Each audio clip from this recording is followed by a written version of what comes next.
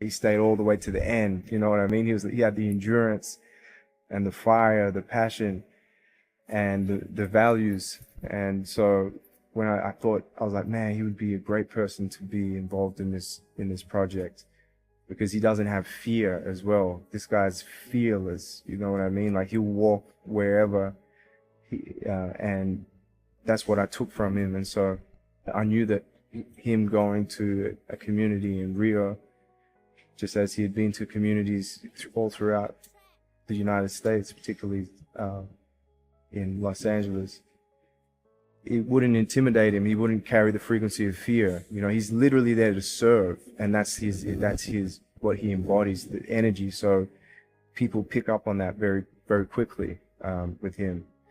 And so in Rio at the time, there were 3 different factions. You had Comando Vermelho, or the Red Command. You had ADA at the time, which it was Amigos dos Amigos, Friends of Friends. And then you had TCP, which is the third command, Terceiro Comando Puro. One faction was the one who had more prominent mainstream music. They actually, all of the MCs. So these were like cliques or gangs? Faction, yeah, you could say gangs, but the factions are, okay. Kind of like a neighborhood, more so, an area? Area, territory, it's kind of like, let's just say here in South Central, right? Or here in, South LA, South Central, in particular, where you have different, like, neighborhoods, different sets. There it's more, if there was only 3 factions throughout the whole territory, right? So everyone abides by the hierarchy structure of the factions. Do you know what I mean? Where it seems like here there's like more dispersed. People control their territory. Maybe I'm wrong in that. Makes sense. Yeah. Imagine if LA was just 3. So you are either this, you're either that, or you're that, right? And some of those are like direct like enemies from like decades. And so the most prominent MCs, like mainstream, that were able to break through and have like big hits, had traditionally come from this one particular faction, and that's who who ran the platform. So you had these MCs who had a history of just being. Some of them were involved in you know, that was where they had come from. Their roots was from like being inside the factions, and then they like moved. They were able to just do the art thing, you know, and but they still have that pain and that trauma and the hatred in many ways for the other factions, and you have songs about it, and you know, everything like that. And yeah, just being a window to the reality, you know. They're just talking about what's happening, and so oftentimes what they rap about, or what they rhyme about, is the reality of like this war that takes place like between the factions. So the idea was for us to work with this one MC from a community that was under the control of TCP, which is a rival to CV. And you know, Wade went there, worked with him, went to the community, you know, did a music video. We had like the merch, and that wasn't something that was widespread at that time.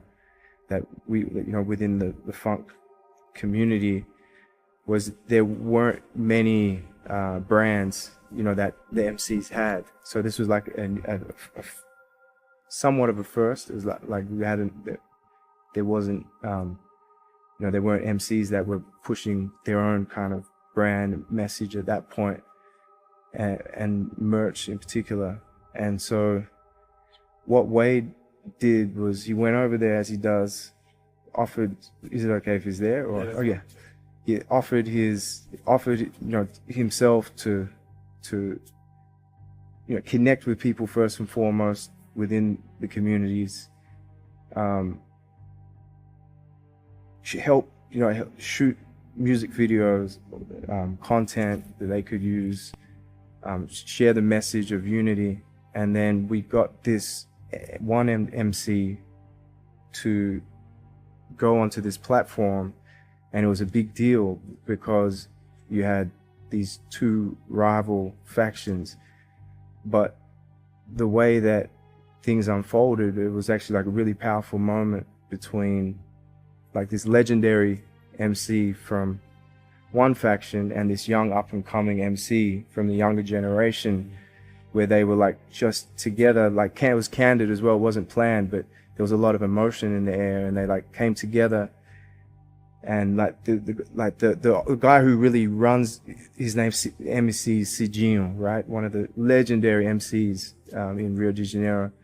He was there saying like, who gives a damn about faction? Like this is, this is basically putting out that message to the streets like that. Yeah, he was going, this is my brother from this community, because it doesn't matter. We're here, we're here in unity. This is peace. This is what we're all about. Like there wasn't. He couldn't deny the energy. Yeah, The vibe. it was the vibe, but it was also yeah. You're right. It was just what was it's what Wade was a part of bringing. He represented that, this guy, and the fact that Wade was there. Wade was on the show as well with this MC, and Wade had to spit over the funk. It's like it's like a high BPM, right? And like they put on like the funk track, the DJ put on the track. So what happens in this format of the show is all there. They have all these different MCs on the panel, and then they come up and they perform. They might freestyle, spit. So you actually heard Wade spit over Brazilian drums? It's on YouTube. Like you can see the moment. This what I'm talking about right now. You can see this young MC. You can see this OG MC, and he's going, "We don't care. Like what about this? This is we're together." And but it was because Wade's energy came in, and everyone was like, "Oh, like this guy's come from," because this wasn't Brazilian, like funk from Rio de Janeiro is now like big in music, like influencing music. It's a sound that has gone global now, right? And you can speak to anyone really in any city who knows music, and they go, "Oh, have you heard funk from Rio?" They're like, "Oh, I love that." But at this time, funk was still associated with crime. That these MCs were being put, and they still are, to be fair, but these MCs were being put in prison because they're saying you're promoting this drug trade, when it's like, no, we're just talking our reality. You know what I mean? This is art. This isn't but they were always targeted. So it wasn't cool at the time. Wade is this international artist to them from the US who had collaborated with Snoop and all the other amazing collaborations and works he has done. To have him there, he represented like a level of peace. And they actually made him spit. He spit a verse there from Medicated and Motivated. But it was like a real, like he said some real stuff. They didn't understand, but they could understand the energy. And everyone, you can see it on YouTube. Like everyone was like, yeah, they got like caught into it. And he was talking about his whole time he was representing the frequency of peace. Is like, I'm here, like to support this. To support this movement, this culture. I want to learn. And that created the whole energy of more unity. And so you had this powerful moment where this OG MC, like the Godfather, like a Big Daddy Kane almost type, but connected to the streets, like real like that.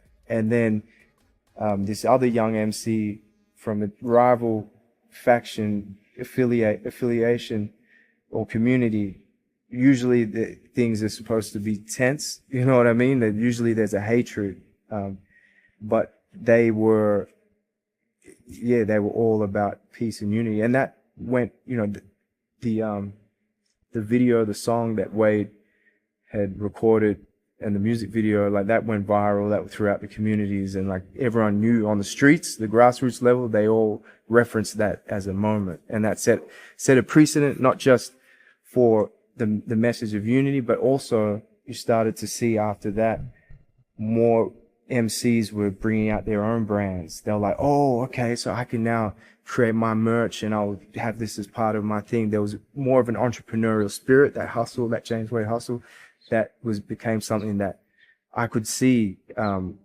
came after that.